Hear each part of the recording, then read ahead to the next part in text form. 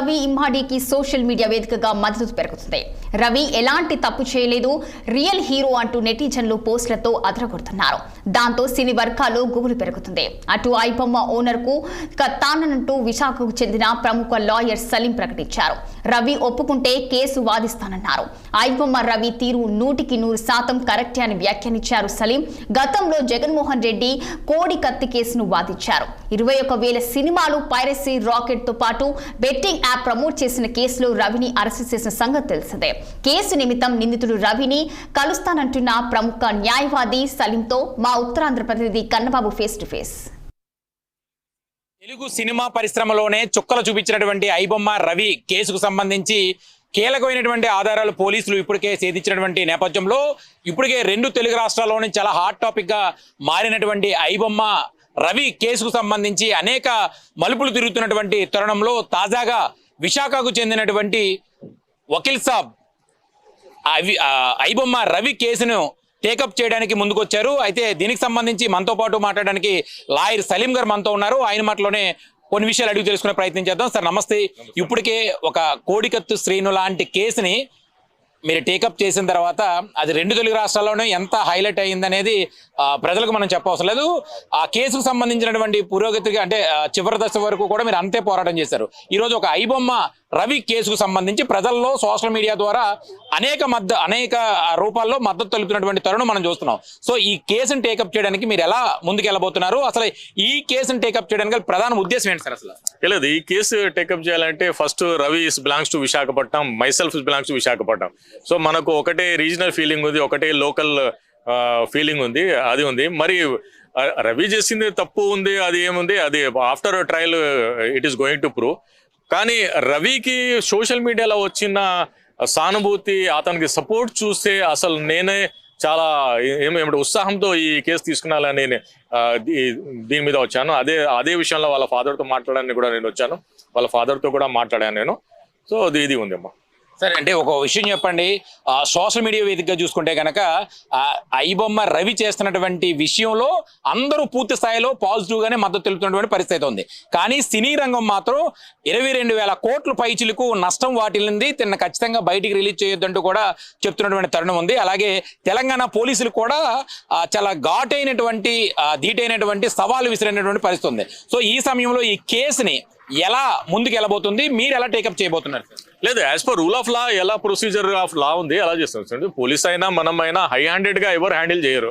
So procedure of law ఉంది, procedure of లాకి మనం ఇది అవుతున్నాం. ఇప్పుడు ఆయన సవాల్ ఇచ్చాడు, పోలీస్ సవాల్ ఇచ్చాడు, అది కాదు. ఇక్కడ సలీం సార్ వచ్చారు, కేసు వాదిస్తాను, బయట తీయాలి, అతను ఏముంది విధి విధానాలని మనము ఫాలో చేయాలని మనం ఉంది తెలుసా. ఇప్పుడు 2 రాష్ట్రాల్లో హాట్ టాపిక్ గా ఈ ఇష్యూ ఉంది. కానీ చాలా మంది అతనికి ఏమంటారు టాలీవుడ్ రాబిన్ హుడ్ అంటున్నారు.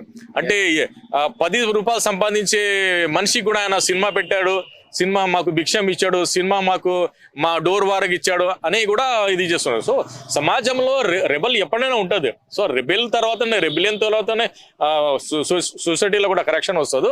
సో ఆ విధంగా కూడా చాలా మంది ఆయనకి ఏమంటే అప్రిషియేట్ చేస్తున్నారు. కానీ నా విధి విధానం ఏముంది, యాజ్ అన్ అడ్వకేట్ ఆయనకు ఒక లీగల్ యాడ్గా చేయాలి. ఆ లీగల్ యాడ్గా నేను అతనికి ఇస్తాను. వాళ్ళ ఫాదర్తో కూడా మాట్లాడాను, నేను ₹1 కూడా తీసుకోను, మీ కేసు మీ బాబుది ఫ్రీ వాదిస్తాను అన్నాను. ఆ మాట కూడా నేను రవికి కూడా రేపు కోర్టులో జైల్లో వెళ్ళి అతనికి మీట్ అవుతాను. చంచల్గూడ జైల్లో ఆయన ఉంటే అతనితో కూడా మాట్లాడి ఆయన కూడా కన్విన్స్ చేసి కేసు వాదించేసి అతనికి కోడికత్తి సీనుకి ఎలా బయట తీశాను, గుల్కరాయి సతీష్కి ఎలా బయట తీశాను, ఈ ఐబొమ్మ రవికి కూడా అలా తీయాలని నా అభిప్రాయం ఉంది. నా కృషి, నా డ్యూటీ, నా ధర్మం, నా ఇంకా అంటే ధర్మయుద్ధం అనుకోండి చేస్తాను. సార్, అంటే ఇప్పటికే తెలంగాణ పోలీసులు రవిని అదుపులోకి తీసుకున్నారు. 15 రోజుల పాటు కూడా కస్టడీకి విధించినటువంటి పరిస్థితి ఉంది. సో పోలీసులు ఎంక్వైరీ కోసం కొద్ది రోజుల పాటు తనని ఆ సమయం కూడా అడుగుతున్నారు. ఈ తరుణంలో మీకు కోడికత్తిన ఐబొమ్మ రవిని ఎలా కలవబోతున్నారు? ఏ విషయాలు అంశాలు తనతో చర్చించే అవకాశం ఉంది సార్? అదే ఇప్పుడు సైబర్ క్రైమ్ ఉన్నారు కదా, సైబర్ క్రైమ్ నాకు ఎఫ్ఐఆర్ కాపీ వచ్చింది సైబర్ క్రైమ్ నుంచే.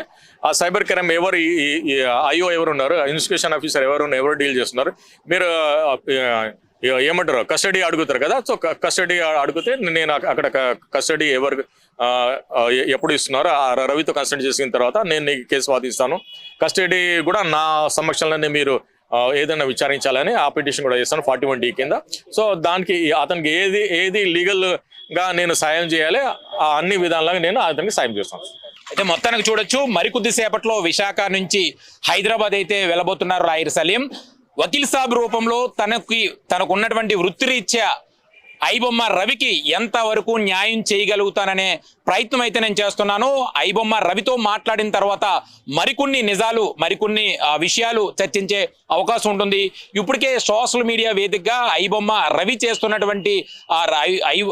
రవి చేసినటువంటి విషయాన్ని అయితే చాలా వరకు అప్రిషియేట్ చేస్తున్నారు. తను చేసినటువంటి విషయం తప్పైనప్పటికీ కూడా సామాన్యులు కూడా అందుబాటులో సినిమాను చూపించే విధంగా ఐబొమ్మ రవి అయితే తీసుకెళ్లాడనే విషయాన్ని అయితే సోషల్ మీడియా వేదికగా మనం ఏ ట్విట్టర్లో చూసినా, ఏ ఫేస్బుక్లో చూసినా, ఏ ఇన్స్టాగ్రామ్లో చూసినా, ఏ యూట్యూబ్లో చూసినా ఐబొమ్మ రవికి అయితే పూర్తి స్థాయిలో మద్దతు అయితే పాజిటివ్గానే ఉంటున్నటువంటి తరుణంలో తాజాగా కోడికత్తి శ్రీను లాంటి కేసులు విజయం వైపు తీసుకెళ్లినటువంటి లాయర్ సలీం గారు మనతో మాట్లాడడం జరిగింది. భవిష్యత్తులో అంటే రేపు ఈ రోజు నైట్కి విశాఖ నుంచి ఎయిర్పోర్ట్ ద్వారా కూడా హైదరాబాద్ అయితే చేరుకుంటారు. ఐబొమ్మ రవితో మాట్లాడి ఈ కేసుని టేకప్ చేయడానికి అన్ని రకాలుగా నేనైతే సిద్ధం చేసుకున్నాను. ఇప్పటికే దానికి సంబంధించినటువంటి ఫైల్స్ అన్ని కూడా తన దగ్గర ఉన్నాయంటూ కూడా లాయర్ సలీం గారు చెప్పడం జరిగింది.